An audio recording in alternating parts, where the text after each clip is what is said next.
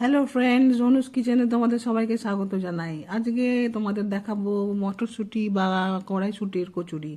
দেখো কি সুন্দর খাস্তা ফুলকো ফুলকো একদম কচুরি তৈরি হয়ে গেছে আমার। এটাই কিভাবে বানাতে হয় তোমাদেরকে সেটাই দেখাবো। যদি তোমাদের বানানোর ইচ্ছা থাকে তাহলে পুরো ভিডিওটাকে দেখার অনুরোধ রইল।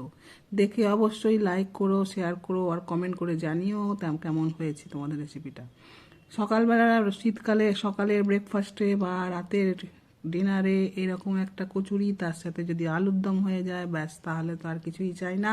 আজকের ডিনারে আমি এটাই বানিয়েছি। তোমরা চাইলে তোমরাও ঘরে বানাতে পারো, শুধু দেখে নাও কিভাবে আমি বানিয়েছি। তাহলে চলো শুরু করা যাক কিভাবে আমি মটরশুঁটির কচুরি বানালাম। একটা মিক্সির জারে 1 বাটি মতন মটরশুঁটি নিয়ে নিলাম। এর মধ্যে দেব 7টা মতন কাঁচা লঙ্কা, বাই দা ওয়ে এটা আমার গাছের কাঁচা লঙ্কা। তার সাথে দিলাম 1 চামচ নুন, 2 চামচ চিনি। এরপরে দিয়ে নেবো 1/2 কাপ মতন জল, দিয়ে এটাকে একটা পেস্ট বানিয়ে নেব। দিয়ে দিলাম 1/2 কাপ জল। এটাকে একটা স্মুথ পেস্ট করতে হবে যাতে একটাও দানা গোটা না থাকে, নাহলে কিন্তু পরে মটরশুঁটিটা বেলবার সময় ফেটে যাওয়ার চান্স থাকে। এরপরে চলো নিয়ে নিচ্ছি 1 বাটি ময়দা, তার সাথে নিয়ে নেব আটা আর 1 বাটি আটা। আমি বলে রাখি, আটা আর ময়দা দুটো নিলে কিন্তু মটরশুঁটিটা খাস্তাও হয় এবং নরমও হয়। তাই জন্যে আমি লুচি পরোটা সব কিছুতেই আটা ময়দা মিক্স করে নিই। এরপরে দেব 1 চামচ নুন, আর এটাকে ভালো করে ময়ান দেব, মানে 2 টেবিল চামচ তেল দেব, সাদা তেল দেবো 2 টেবিল চামচ, দিয়ে এটা ভালো করে মেখে নেব। এই ময়ানটা দেওয়া হবে এই কারণেই যাতে লুচি পরোটা সবই খুব খাস্তা হয় এই ময়ান দিলে পরে। এই ভালো করে ময়ান মিশিয়ে নেব। তারপরে অল্প অল্প করে জল দিয়ে এটাকে মাখতে হবে। একসঙ্গে বেশি জল দেওয়া কখনোই চলবে না। এই দেখো মাখা শুরু করে দিয়েছি। অল্প অল্প জল দিয়ে দিয়ে এবার এটাকে মাখবো। ভালো করে সুন্দর করে মাখতে হবে। খুব একটা শক্ত মাখলে চলবে না, আবার খুব একটা নরম মাখলেও চলবে না। মোটামুটি একটা মিডিয়াম এতে মাখতে হবে। ধৈর্য ধরে খানিকক্ষণ 3-4 মিনিট ধরে ভালো করে ঠেসে ঠেসে এটাকে মাখতে হবে। অল্প অল্প জল দিয়ে আমি মেখে নিচ্ছি এইভাবে। দেখো মোটামুটি মাখা হয়ে গেছে একদম সুন্দর করে, একদম একটু ময়দাও গায়ে লেগে নেই, একদম স্মুথ হয়ে গেছে। এই পর্যায়ে এসে হাতে 1 চামচ তেল নেব, নিয়ে এটাকে মাখিয়ে রেখে দেবো। তেল নিয়ে মাখিয়ে রেখে দিলাম। এবার এটাকে ঢাকা দিয়ে কিছুক্ষণের জন্য রেখে দেবো। মোটামুটি আধ ঘন্টার মতো রাখলেই চলবে। ততক্ষণে চলো পুরটা বানিয়ে নিই। কড়াতে তেল বসালাম, কড়াটা আগে গ্যাসটা জ্বেলে নিই, দিয়ে কড়াটা বসালাম। এবারে 1 টেবিল চামচ সর্ষের তেল দিলাম। এরপরে দেবো 1/2 চামচ হিং,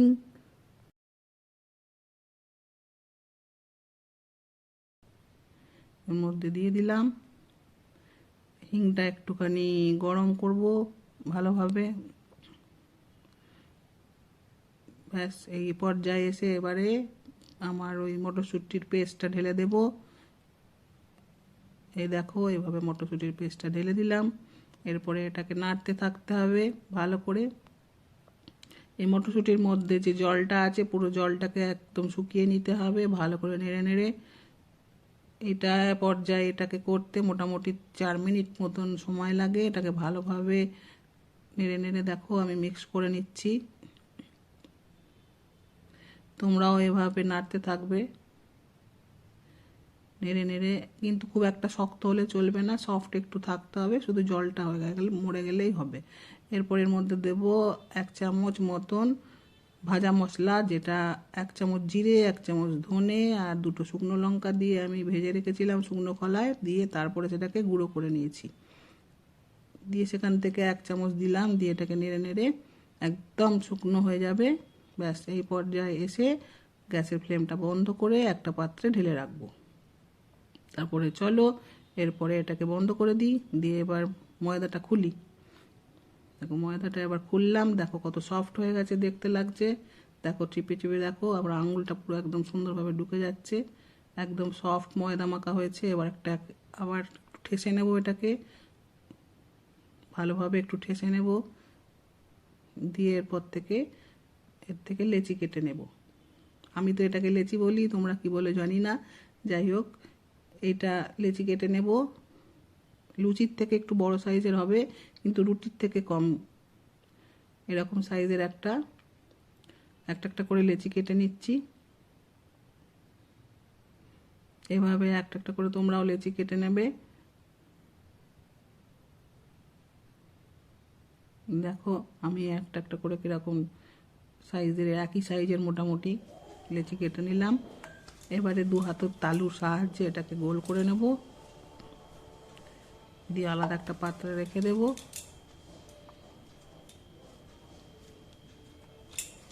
ব্যাস হয়ে গেছে আমার লেচি কাটা। এবার একটা আলাদা পাত্রে সব নিয়ে নিয়েছি। এবার এখান থেকে মটরশুঁটির পুরটাকেও আমি বাটিতে ঢেলে রেখেছিলাম। এরপরে পুরটা ভরবো। প্রথমে ওই লেচিগুলো নিয়ে এটাকে এরকম 2 হাতের মধ্যে দিয়ে এরকম গোল করে ঘোরাতে হবে, একটা বাটির শেপ দিতে হবে। এই দেখো বাটির মতন শেপ হয়ে গেছে। এরপরে পুরটা থেকে 1/2 চামচের একটু বেশি নেব, নিয়ে এর মধ্যে ভরবো। বেশি পুর ভরলে কিন্তু পরবর্তীকালে মটরশুঁটিটার মানে বেরিয়ে যাবার চান্স থাকবে বেলবার সময়। তাহলে কি হবে, তেলে দিলে পরেই মটরশুঁটিটা ছেড়ে যাবে, আর লুচির ভেতরে বা মটরশুঁটির কচুরিটার ভেতরে তেল ঢুকে যাবে। সেই জন্য খুব বেশি পুর দেওয়া কিন্তু চলবে না, আবার কম দিলেও চলবে না, তাহলে খেতে ভালো লাগবে না। এই পুরের ব্যালেন্সটা ঠিক রাখতে হবে।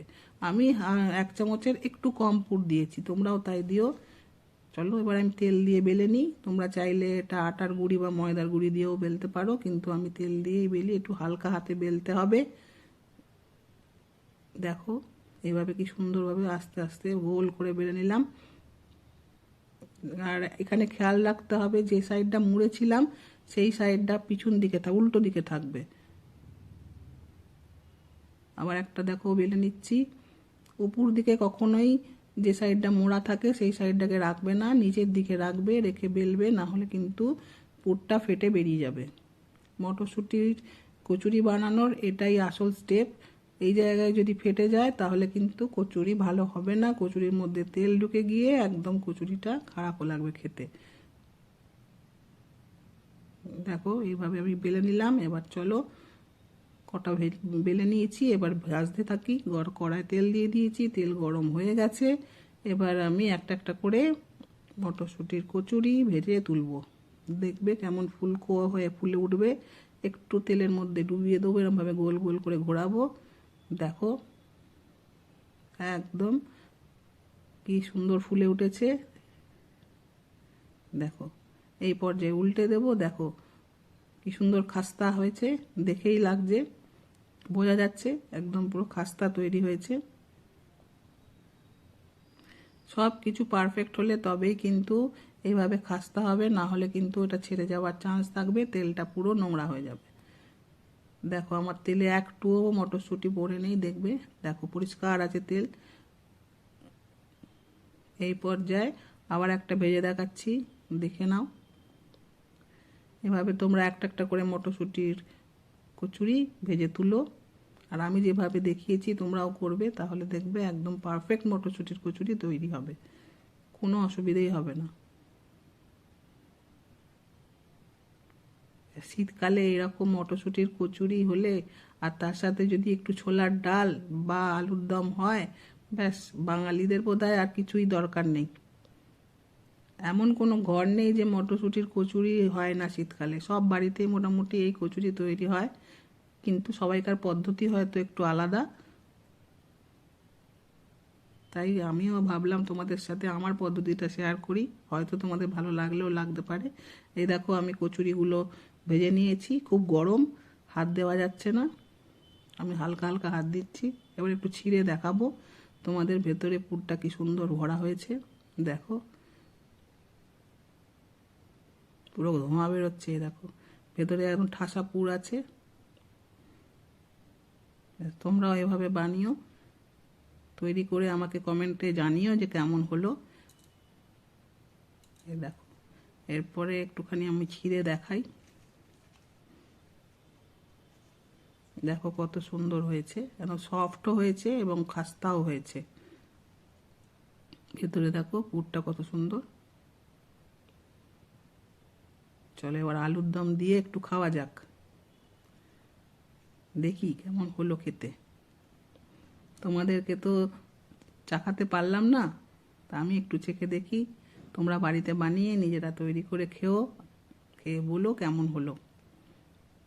দেখো কত সুন্দর লাগছে। আমি একটু অবশ্য লাল লাল করে ভাজি, লাল লাল করলে কিন্তু একটু ক্রিস্পি হয়। তোমরা চাইলে একটু কমও ভাজতে পারো, সেটা তোমাদের উপর। আমার একটু লাল লাল করে ভাজাটা খেতেই ভালো লাগে। বেশ তৈরি।